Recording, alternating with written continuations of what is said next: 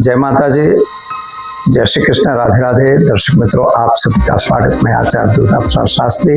Navratra special स्कंद माता के बारे में तो चलिए शुरू करते हैं। पहले स्कंद माता का पूजन क्यों करते हैं। तो मित्रों, अगर आप भी परेशान हैं संतान प्राप्ति के लिए, आप भी अगर परेशान हैं पेट दर्द से, अगर आप भी परेशान हैं वायु पीड़ा से, अगर आप भी परेशान हैं मूत्रपिंड इत्यादि की तकलीफ से, यानी किडनी वगैरह के प्रॉब्लम्स से, तो आपको स्कंद माता का पूजन अवश्य करना चाहिए।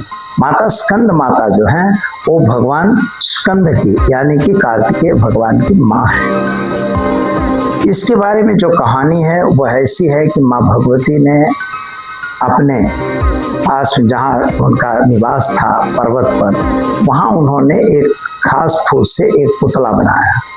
जैसे गणेश को बनाया था वैसे इनका भी निर्माण उन्होंने किया। लेकिन उसी समय भगवान शिव जी आ गए। शिव के आने से उनको लगा कि वो कहेंगे भाई ये क्या तुम खेल रही हो, जगत जननी होते हुए तुम इस तरह से पुतले बना के खेलती हो। तो उन्होंने क्या किया, उस पुतले को फेंक दिया गंगा में, जहाँ पर 6 कृतिकाएं थी और 6 कृतिकाओं ने उनको दूध पिलाया। इसलिए वो खड़ानन बन गए, 6 अंग वाले और 6 माताओं के बेटे।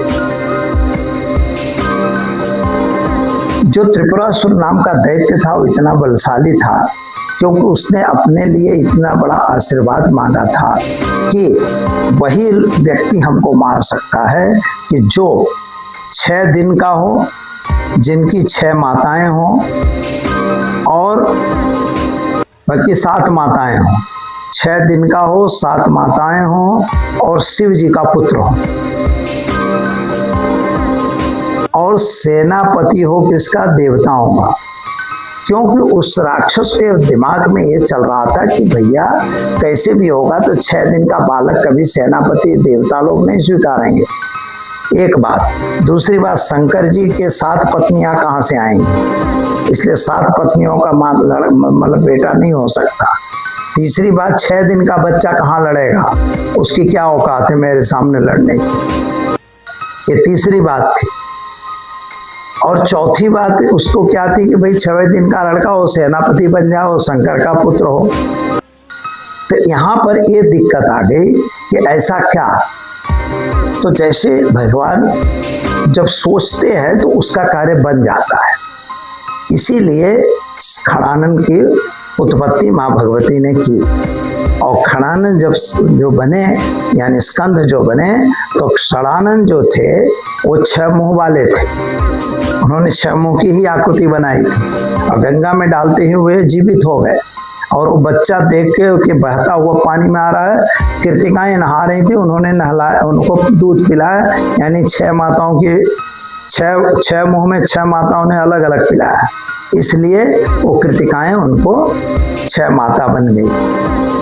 तो पक्का हो गया।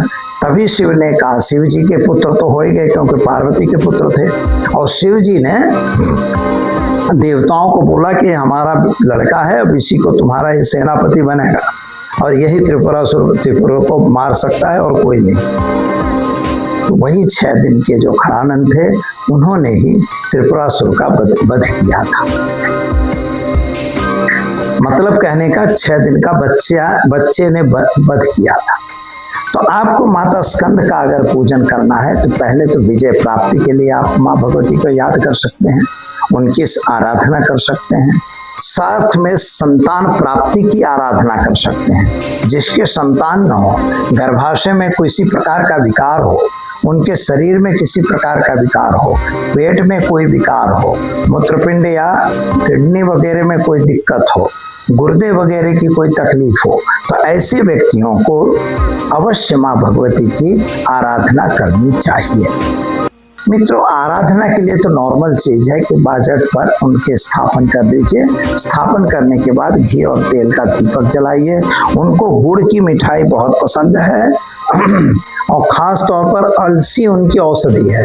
अड़सी आती है, अलसी तेल जिसका निकलता है, अलसी माता स्कंद की वो उसकी उनकी औषधि है।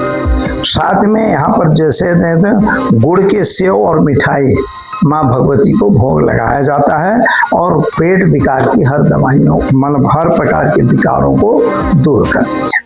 इसलिए हमें माँ भगवती का आराधन करना चाहिए और मंत्र है ओम ऐं ह्रीं क्लीं स्कंद माता देव्यै नमः।